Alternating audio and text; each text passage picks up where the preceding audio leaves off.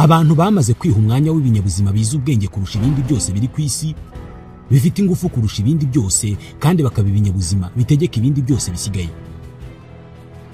Igisa n'igitangaje ni uburyo iyo bashaka kugaragaza ubuhangange bwabo bigereranya cyangwa se bakiyitirira inyamaswa runaka, nyamara nibo bazitegeka, bivuze ko baziruta. Hari ibihugu 4 bifite ibendera ririmo kagoma: Mexique, Moldova, Misiri na Kazakhstan. Hari ibindi bihugu birimo Sri Lanka, Espagne, Montenegro, Georgia y'Amajyepfo, ibirwa bya Kayima n'ibindi byose bifite ibendera ririmo intare. Ntabwo nzi niba mu nyamaswa ishaka kugaragaza ko ikaze kurusha izindi ivuga ko yo ari umuntu, ariko abantu benshi bo iyo bashaka kuvuga ko ari ibihangange bavuga ko ari intare. Ntabwo ushobora kubara inganda, ibigo, imiryango, amakipe y'imikino n'amashyirahamwe afite intare nk'ikirango cyayo. Ndabasuhuje, nitwa Ismael Mwanafunzi. Kubera iki mu kugaragaza ubuhangange abantu bavuga ko ari intare? Kubera iki intare bayita umwami w'izindi nyamaswa?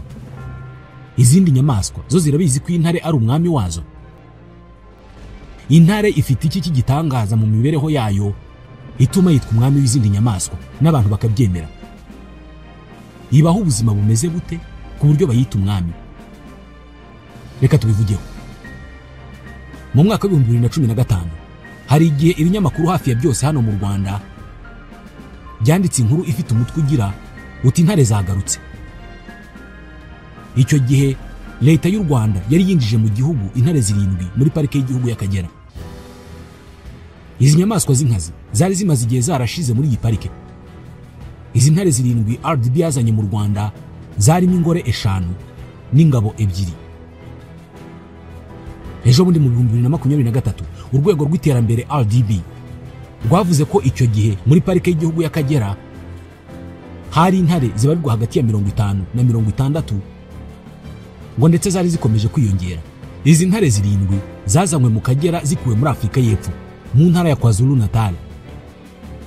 Icyo gihe Abanyarwanda batari bake bishimiye kugaruka kw'abo bami b'ishyamba muri parike y'Akagera.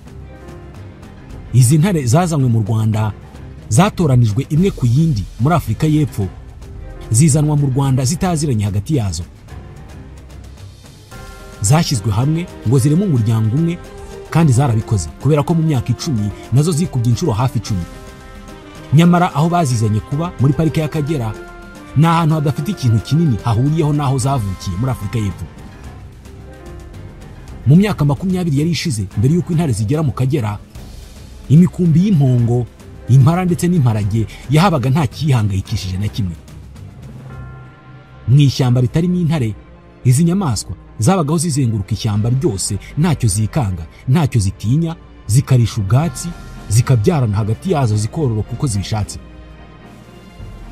Ku ndya byatsi, iri shyamba ry'Akagera ryari nka paradizo. Gusa mu ishyamba ritarimo intare cyangwa se izindi nyamaswa z'indyanyama, iryo riba ari ishyamba ritarimo ubutabera. Kuri izi ntare, kuzishyira mu ishyamba ry'Akagera ngo zidegembye byari nko kwinjiza abantu muri restaurant igabura ku buntu. Inkuru muri izi ntare z'ingore yari ifite imyaka 11 icyo gihe, yitwa Shema. Iyi ngiyi bayihisemo kubera ubunararibonye bwayo. Aho yabaga muri Afurika y'Epfo, yari shefe w'umuryango munini kandi ufite ubuzima bwiza. Izindi ntare zose zisigaye, inyinshi ntabwo zari ziziranye. Ubuzima nibwo bwazihurije mu burasirazuba bw'u Rwanda. Itsinda ry'intare ryiza kandi rifite ingufu riba rigomba kuba rigizwe n'intare z'ingore zirenze imwe, zikomoka mu muryango umwe, zifatanya mu kurera abana bazo. Niyo mpamvu izi ngizi zazanywe mu Kagera zaje zitaziranye. Ikintu cya mbere zabanje gukora ni ukumenyana kugira ngo zireme imikoranire ikwiye. Mu ntare z'ingabo zazanywe mu Rwanda icyo gihe, imwe muri zo ari nayo nkuru yari ifite imyaka 3, yitwa Indoro. Yari ifite ikibazo cy'ijisho rimwe ryapfiriye mu mirwano n'izindi ntare. Indi ntare y'ingabo yitwaga Izuka. Iyi ngiyi niyo nshuti yonyine Indoro yashoboraga kwizera muri izi ntare 7. Into muri izi ntare yari ingore, yari ifite amezi 18 icyo gihe. Kugira ngo ishobore kubaho mu Kagera, yagombaga kwishingikiriza ku bufatanye bw'izindi ndetse n'ubumenyi yagombaga kuzikuraho kugira ngo ishobore guhiga. Intare ni inyamaswa y'ijoro. Buri gihe iyo izuba rirenze hatangiye kuza akabwibwi, ubwo twebwe tuba twihina mu nzu. Izi nyamaswa z'inkazi zo nibwo zumva icyizere cyazo kizamutse ku buryo zihita zitangira akazi kazo ko gushaka imibereho. Ziri mu nyamaswa nini zo mu ishyamba. Intare nkuru ipima ibiro birenze 200 n'uburebure bwa metero ziri hagati y'3 n'4. Intare ziri ku mwanya wa 2 mu bunini mu nyamaswa zo mu muryango wazo. Izi ni izitwa fela. Izi ni inyamabere zose z'indyanyama zifite imiterere nk'iy'injangwe. Intare iratontoma, uku ni ugusohora ijwi riranguruye cyane mu buryo buteye ubwoba kandi rikagera kure. Umutontomo w'intare ushobora kumvikana mu ntera y'ibirometero 8. Urusaku rwayo warugereranya n'urw'inkuba. Intare itangira kuvuga ikivuka, ariko ijwi ryayo ritangira kwitwa umutontomo guhera ku mwaka umwe. Gutontoma kw'intare kuba kugamije kumenyesha izindi nyamaswa ko aho ngaho iri ari mu bwatsi bwayo, ko aho hantu iri no mu nkengero zayo ari ihategeka. Umwami ari hano, mwese mubimenye. Biba ari ukugaragaza ko ihari kugira ngo indi nyamaswa yose ishobora gutekereza kwinjira muri ako gace ibanze kubitekerezaho kabiri. Muri uko gutontoma ni naho itumaniraho n'izindi ntare zo mu muryango wayo. Intare nizo nyamaswa zo muri ubu bwoko zibaho mu matsinda yitwa clan. Ushatse wayita umuryango. Umuryango umwe cyangwa se itsinda rimwe ry'intare rishobora kuva ku ntare 3 kugera ku ntare 40. Buri muryango uburimo nibura intare imwe y'ingabo itegeka uwo muryango, ariko zishobora kugera kuri 3 z'ingabo. Izindi ntare zisigaye zo mu muryango inkuru ziba ari ingore, zikunze kuba zirimo nyinshi zifite icyo zipfana. Kenshi intare z'ingore zibyara mu gihe kimwe, ingingo ituma ibyana byazo bibwagaguza cyangwa se byonswa n'intarekazi zose zitandukanye ziri muri uwo muryango. Ntabwo buri imwe yonsa abana bayo gusa, ahubwo buri yose yonsa bibonye hafi aho. Intare ntabwo ariyo nyamaswa irusha izindi guhiga, ariko iri mu nyamaswa zirya inyama nyinshi, niba atari nayo ya mbere. Mu muryango w'intare ibirebana no guhiga ni akazi kayoborwa n'intare y'ingore. Mu nyamaswa zose intare ihiga ibasha kwicamo 30%. Urumva ko atari umubare utangaje. Mu nyamaswa zihigwa n'intare habamo imparage ndetse n'impongo, inyamaswa zizi kwiruka cyane ku buryo rwose amahirwe y'intare yo kuyifata aba ari make cyane. Gusa iyi intare zikoreye hamwe nko mwishyira hamwe zongera amahirwe yazo yo kunaniza izo zihiga, bityo kuzica bikoroha. Nubwo intare zigorwa no gufata imihigo yazo, ariko intare imwe nkuru irya nibura 2 by'inyama buri munsi, ariko hari izijya kure ikaba yarya ibiro 45 by'inyama buri munsi. Izi ni ziba ahantu hari inyamaswa nyinshi. Intare z'ingabo nizo zigira umugara, ariko ntabwo ari zose. Nk'intare zo muri parike ya Tsavo muri Kenya, izi ngabo nta mugara zigira. Hari impamvu nyinshi zivugwa ko zishobora kuba zarabiteye. Hari abavuga ko izi ntare zifite umusemburo wa kigabo witwa testosterone mwinshi, ariko nanone bamwe bakavuga ko bishobora kuba ari uburyo kamere umubiri w'izi ntare wahisemo, uburyo bwo kutamera umugara kugira ngo zishobore kuba ahantu hari ikirere gishyushye nko muri Kenya, ariko zigabanya ubushyuhe. Umugara w'intare nta kintu kinini uyimarira. Umumaro wayo w'ingenzi ni ugutera ubwoba izindi ntare z'ingabo cyangwa se kureshya intare z'ingore. Hari ubushakashatsi bwigeze gukorerwa muri parike ya Serengeti muri Tanzania bwagaragaje ko intare z'ingore zikunda cyane intare z'ingabo zifite umugara, ariko cyane cyane ngo intare ifite umugara wirabura yo rwose ngo iba yarazonze intare z'ingore ziri hafi aho. Kuri izo ntare z'ingore ngo umugara wirabura ni ikimenyetso cy'ubuzima bwiza n'ubugabo butajegajega, cyane cyane mu mirwano. Izi ngore zitekereza ko intare y'ingabo ifite umugara umeze uko nguko rwose ngo ibirimo umurinzi mwiza w'umuryango. Uyu munsi ntabwo intare ziba ku isi yose, ariko hari igihe ariko byari bimeze. Mu myaka 124 ishize, amoko menshi y'intare yabaga hirya no hino ku isi, by'umwihariko intare bise Lion de Caverne mu Burayi ndetse n'izitwaga Lion d'Amérique muri Amerika ya ruguru. Izi zose ariko zaje kuzima mu myaka 8,000 mbere y'uko Yesu Kristo aza mu isi.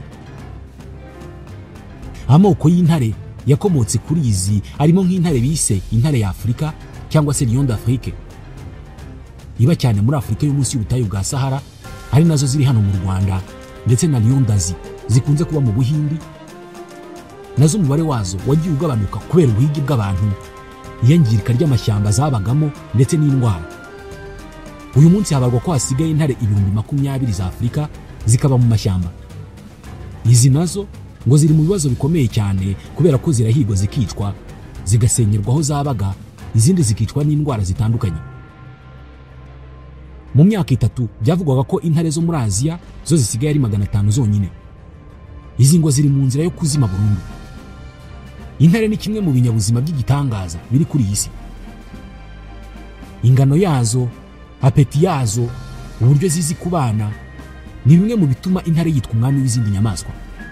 Nko mu Kagera bivuga ko mbere yuko intare zihazanwa, impyisi ngo nizo zacaga iteka muri iyi parike. Byemezwa ko intare izi neza agasuzuguro k'impyisi. Gusa izi ntare zikigera mu Kagera birashoboka ko nazo zahise zibwira izindi nyamaswa zaribagamo zitira ishyamba uribonye ba nyiraryo. Izi ntare zikigera mu Kagera, akazi gakomeye zahuye nako mu buhigi bwazo nuko zasanze mu Kagera ibiryo bihiganje ari impongo bita topi. Topi ni impongo yiruka kurusha izindi zose mu Kagera. Topi ishobora kwiruka ku muvuduko w'ibirometero 70 ku isaha. Niryo funguro ryiruka ku muvuduko munini kuruta yandi yose intare ishobora kurya. Bisaba imbaraga nyinshi n'ubuhanga buhagije bwo guhiga kugira ngo ishobore kurishyira ku meza nako ku butaka.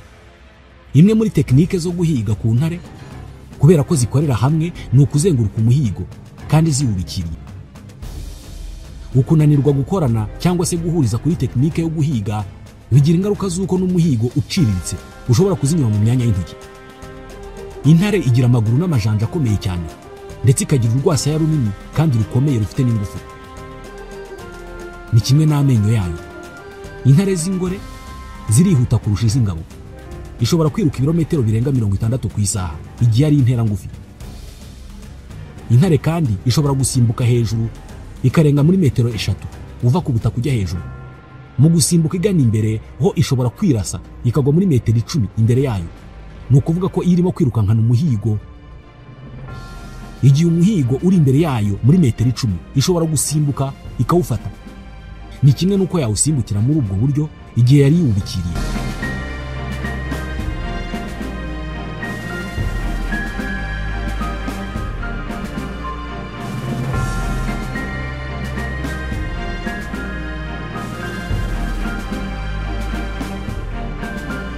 Nk'uko izi njangwe tubana zifite ubwanwa burebure bwitwa vibrise, intare nazo zifite ubwanwa nka buriya bwa vibrise. Zibukoresha mu kumva imitigito cyangwa se kunyeganyega kw'ibintu byo hafi aho ngaho, cyane cyane mu gihe yubikiriye. Izi vibrise zifasha intare kumenya ibintu biri hafi aho ngaho mu mwijima iyo amaso yayo atabasha kubona kure. Izi vibrise ziba ku munwa w'intare wo hejuru, zikagira utundi tuvibrise hejuru y'amaso, ku matama no ku majanja, ku gice cyo hejuru y'ijanja. Hano ku majanja zifasha intare kumva imitigito iva ku butaka. Uretse ibi, intare igira ubushobozi bwo guhumurirwa bukomeye cyane. Amazuru yayo ashobora kumva impumuro y'inyamaswa iri mu ntera ya kilometero 1 na metero 600. Intare z'ingore nizo zihiga cyane kubera ko iz'ingabo zigira ibiro byinshi kandi zifite umubiri utuma zitihuta cyane nk'ingore, bigatuma zidashobora guhiga neza nk'abashiki bazo cyangwa ingore zazo. Gusa hari ikintu gikunze kugaragara nk'akarengane mu mibereho y'intare. Intare z'ingabo zigira uruhare ruto mu guhiga no kwica inyamaswa. Iyo umuhigo umaze kuboneka, ziba iza mbere mu kuwushinga amenyo. Intare y'ingabo ni inyamaswa ifata amahirwe habonetse hose kandi ku gihe. Kandi 75% by'ibiryo byayo ni inyamaswa zahizwe n'ingore, naho 12% ni inyamaswa ziba zambuye izindi nyamaswa zaziciye nk'impyisi. Intare z'ingabo ubwazo zihiga gusa 13% by'ibyo zirya. Gusa intare z'ingabo ziba mu mashyamba ahantu h'inzitane zihiga kurusha iziba mu mikenke. Nubwo bimeze bityo, akazi kazo nyamukuru ni ugucunga umutekano w'umuryango wazo, zikabuza izindi ntare z'ingabo kugaba ibitero ku muryango wazo. Iyo ibiryo biharari byinshi, intare zihiga gusa amasaha ari hagati ya 2 na 3 ku munsi. abana b'intare cyangwa lionso batangira kwiga guhiga ku myaka 2 y'amavuko, ariko batangira kubikora neza bagejeje ku myaka 3. Mu gihe cyo guhiga bakurikirana inyamaswa hamwe na ba nyina, bakareba tekinike zose zikoreshwa mu gufata inyamaswa. Tekinike intare ikoresha mu guhiga ziterwa n'ubwoko bw'umuhigo cyangwa se aho uwo muhigo uherereye. Nk'intare z'ingore mu guhiga zikora icyo bita chasse à l'affût. Ni tekinike yo guhiga ikorwa mu rukerera hatari urumuri rwinshi cyangwa se mu kabwibwi k'umugoroba, igihe hatari ubushyuhe bwinshi kandi hatabona neza. Ni tekinike yo kwihisha ahantu mu gihuru igategereza ko indya byatsi iza kurisha hafi aho ngaho. Iyi ntare ibitegereje inyamaswa yaza kurisha hafi aho, yitandukanyije na ngenzi zayo zisangiye umukumbi ku buryo iyifata iri yonyine. Mu bwenge bwinshi iyi ntare y'ingore iromboka ikagera nibura muri metero 30 uvuye aho ya nyamaswa irimo kurisha. Mvuze mu bwenge bwinshi kubera ko iyi ntare yihisha mu cyerekezo gitandukanye n'icy'umuyaga ku buryo impumuro cyangwa se icyo wagereranya n'icyuya cyayo kitaza kugenda ngo kigere kuri uwo muhigo. Iyo ari intare z'ingore zirenze imwe zigota ya nyamaswa ku buryo ibyo kubona aho yahungira byo rwose bibanza kuvaho. Imwe muri izo ntare yibonye igihe cyiza kigeze isimbukira ya nyamaswa ku muvuduko munini cyane. Hano intare zikiri nto zitaragira uburambe mu byo guhiga zikora amakosa yo kwataka hakiri kare, ariko intare nkuru ntabwo ishobora gukora iryo kosa.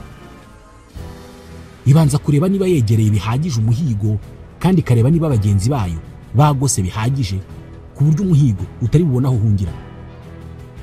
Yisimbukiye iyo nyamaswa yitsikamira ikoresheje ibiro byayo byose ku buryo iguma ku butaka, ari nako amenyo yayo irimo kuyashinga ku muhogo. Yashinga ku muhogo apana handi habonetse hose kubera ko ibishaka ahantu hatuma iyo nyamaswa ipfa vuba. Izo ntare zindi zo rero zihitamo gufata umunwa w'iyo nyamaswa zikawufata zikawukagatira kugira ngo bibuze guhumeka, ubundi urupfu rwayo rwihute cyane. Rimwe na rimwe hari inyamaswa zihikura ariko zavunaguritse ndetse bimwe mu bice by'umubiri wazo byabaye paralize. Iyi nyamaswa ibashije gucika izi ntare z'ingore zirayikurikira mu gihe gito. Bibarwa ko inyamaswa icitse intare iba ifite amahirwe yo kurokoka ari hagati ya 14 na 47%. Ugukorana kw'intare nyinshi bizorohereza gufata umuhigo uwo ari wo wose uko waba ungana kose, kandi bigabanya amahirwe y'uwo muhigo yo kwirwanaho. Iyo zimaze kwica iyo nyamaswa noneho hakurikiraho kuyigabana. Intare z'ingabo kenshi nizo zibanza kuzuza ibifu byazo. Zishobora kurwana hagati yazo zipfa inyama, ariko bibaho gake. Ibyo bikorwa igihe inyama ari nke. Ubusanzwe abana nibo barya nyuma iyo base na ba nyina bamaze guhaga, ariko iyo inyama ari nyinshi barira hamwe bose. Mu gihe cy'impeshyi nibwo hakunda kubaho imirwano y'inyama kubera ko ubwatsi buba ari buke, bityo indya byatsi zikabura. Muri iki gihe bwo rwose n'intare y'ingore ibishobora kurya ikima abana bayo. Abantu bamwe bavuga ko intare ari injangwe ifite imikaya minini, ikagira umubiri muremure, umutwe munini n'amaguru magufi. Ingano n'imiterere by'intare bitandukana bitewe n'igitsina cyayo. Itandukaniro rinini riri hagati y'intare y'ingabo n'intare y'ingore ni umugara ndetse n'ingano mu bunini. Icy'ingenzi cyane muri iri tandukaniro ni ingano, kubera ko umugara hari zitawugira namba, izindi ugasanga uragarukira mu maso, naho izindi ukaba mwinshi kandi munini, ugatwikira umugongo, ijosi n'ibitugu, ugakomeza ku muhogo ndetse no ku gituza. Umugara w'intare y'ingabo utuma igaragara nk'aho ari nini kandi ushobora gutera ubwoba izindi ntare. Intare y'ingabo imaze gukura igira uburebure bushobora kugera kuri metero 3 hatarimo umurizo ukunze gupima metero 1. Uburebure bwayo guturuka hasi aho ishinze amajanja kugera ku mugongo aba ari metero 1, ikagira ibiro biri hagati y'ijana na 170 na 230. Intare igera ku myaka yo kororoka, ni ukuvuga guhuza ibitsina no kugira inshingano mu muryango guhera ku myaka 3 y'amavuko. Nubwo iba yakuze ariko ntabwo ishobora guhuza ibitsina n'intare y'ingore hatabayeho kumvikana. Ni ukuvuga ko intare y'ingore ibigomba kwemera ko icyo gikorwa kibaho mbere yuko zigikora. Mu kubyemera ikoresha ibimenyetso birimo kuzenguruka iyo ntare y'ingabo kwibarangura imbere yayo cyangwa se kurambika umutwe wayo ku gikano cy'iyo ntare y'ingabo. Icyo gihe iyo ntare y'ingabo ihita isobanukirwa icyo iyo ngore ishaka kuyibwira. Nyuma yo guhuza ibitsina, intare y'ingore ibwegeka amezi 4. Mbere yo kubwagura ihita iva mu muryango ikajya kuba yonyine, ikabwagura iri yonyine. Ibwagura ibibwana biri hagati ya 1 na 4 bipima ibiro 2 nibura buri kimwe. Icyana cy'intare kivuka gifunze amaso, kigakomeza kubaho kitabona, gitangira kureba hagati y'iminsi 10 na 15. Mu gihe cy'ibyumweru 6 ibi bibwana nyina irabyonsa kandi ihora iri maso ibirinze. Iyi ntare y'ingore ifite abana ihindura hiba buri minsi 3 cyangwa 4 kubera umutekano w'abana bayo. Nyuma y'ibyumweru 6 iyi ntare y'ingore isubira mu muryango, noneho izindi ntare z'ingore zo muri uwo muryango zikaba zishobora konsa abo bana. Muri iki gihe iyi ntare y'ingore ibishobora gusiga abana bayo bonyine umunsi wose amasaha 24. Aba bana b'intare baba bataragira amakare nk'ay'intare ku buryo bakwirinda. Muri iki gihe rwose iyo basigaye bonyine izindi nyamaswa zikunze kubasagarira. Nko muri parike ya Serengeti muri Tanzania babara ko 86% by'abana b'intare bapfa muri iki gihe. Mu mezi 6 ibi byana by'intare biracuka, ariko bikamara imyaka 2 bihora iruhande rwa nyina ibyigisha guhiga no kwirwanaho mu buzima. Muri aba bana b'intare iyo harimo iz'ingabo zikomeza kuba mu muryango kugera zigize imyaka 3.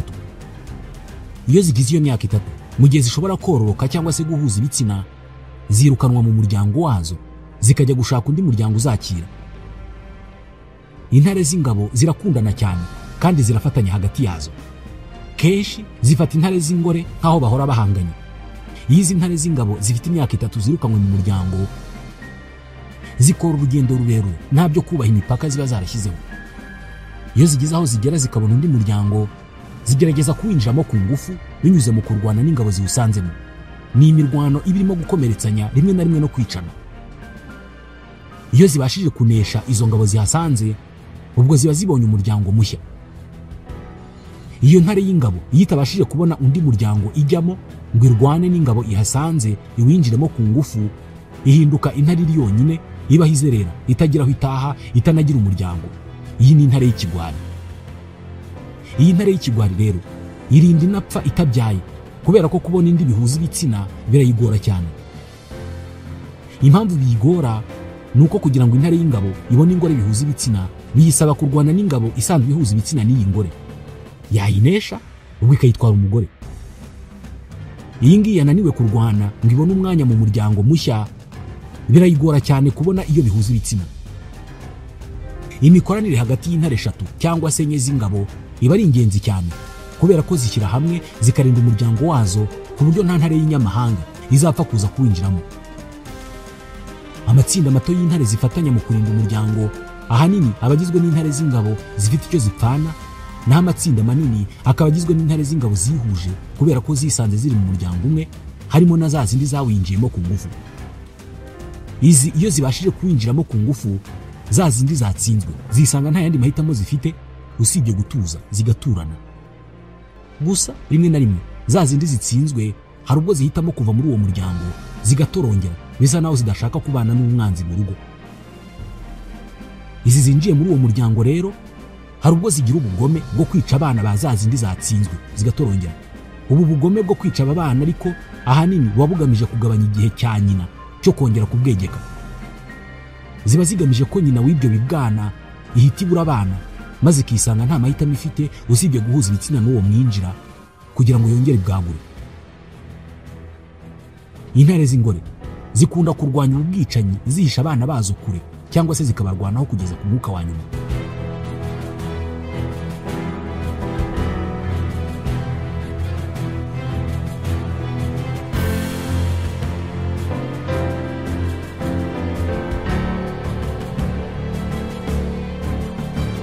Mu ishyamba intare ibaho imyaka iri hagati ya 12 na 14, gusa aho bazororera ishobora kubaho imyaka irenze iyo ngiyo, ariko ingore nizo zikunda kuramba, ishobora kubaho imyaka 20.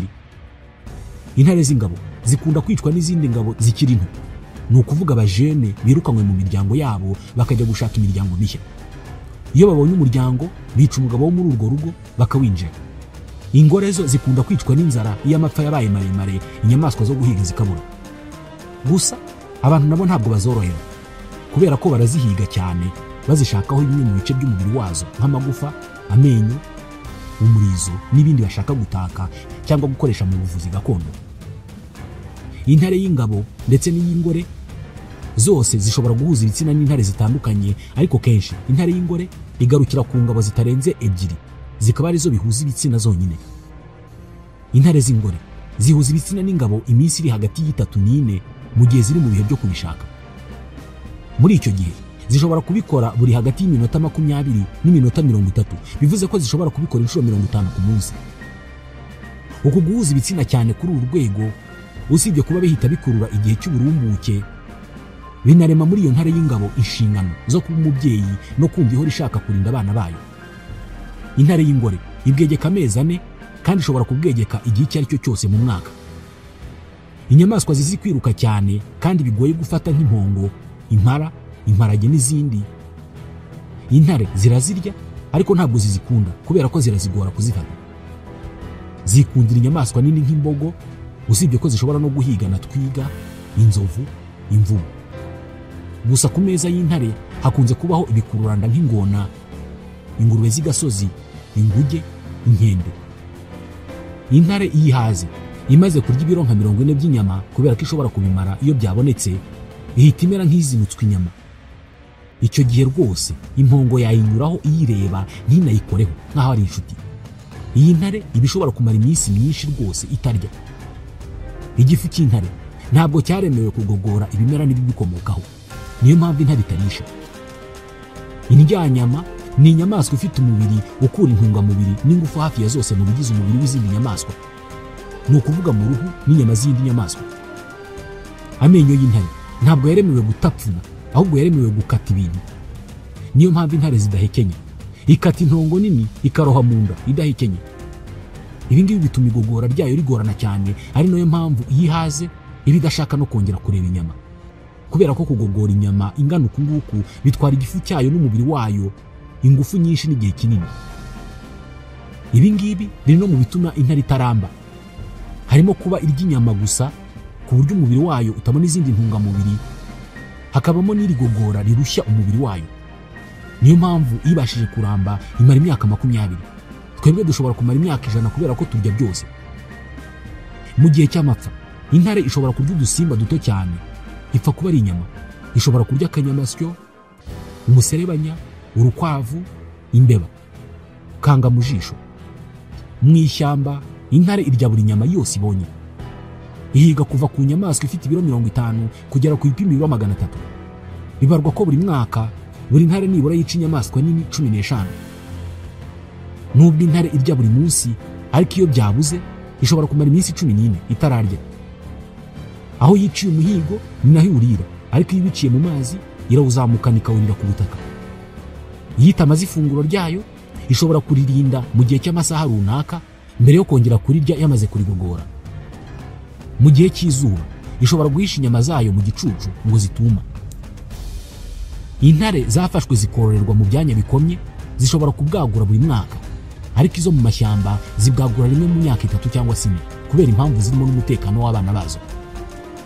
Ibi biri mu bituma intare ziba nkeya mu mashyamba, ariko biri no mu bigira intare umwami w'inyamaswa. Intare bayita super predateur kubera ko ibeshwaho no kwica izindi nyamaswa. Nta kindi kintu gishobora kuyibeshaho kitari umubiri w'izindi nyamaswa. Ibi ngibi biri no mu bigira intare umwami w'izindi nyamaswa, kubera ko kubirya inyama gusa ikabizi guhiga, ikaba nini, ikororoka gake, kandi gashobora gukwira hose mu mashyamba binyuze muri kwa kwirukana intare z'ingabo zimaze gukura, bituma intare ihinduka umwami w'ishyamba. Kubirya inyama gusa kandi kamenya kuzishakira bihita bishyira ku gasongero k'uruhererekane rw'ibiribwa. Bivuze ko ishobora kurya buri nyamaswa, ariko yo ntabwo ari nyinshi ziyirya. Yo ihiga inyamaswa zose zisigaye, ariko nta nyamaswa bizwi ko zihiga intare usibye abantu. Gusa rimwe na rimwe intare imwe ishobora kugabwaho igitero n'itsinda ry'ingona hafi y'ikiyaga cyangwa se amazi magari. Ibyana by'intare byo bikunze kwibasirwa n'impyisi. Impyisi nazo ziri mu nyamaswa ziri hejuru mu ruhererekane rw'ibiribwa, kubera ko impyisi nazo ni impigi z'akataraboneka. kandi nazo zigira amahane n'agasuzuguro. Impyisi n'intare zirya bimwe kandi ni inyamaswa zihora zihanganye. Iyo zihuye rimwe na rimwe intare ntabwo ijijinganya mu kwica impyisi ntinayirye. Intare irya umuntu, nicyo kibazo urimo kwibaza. Ubusanzwe intare ntabwo zirya abantu, ariko hamwe na hamwe hari aho byagaragaye intare cyane cyane ingabo zirya abantu.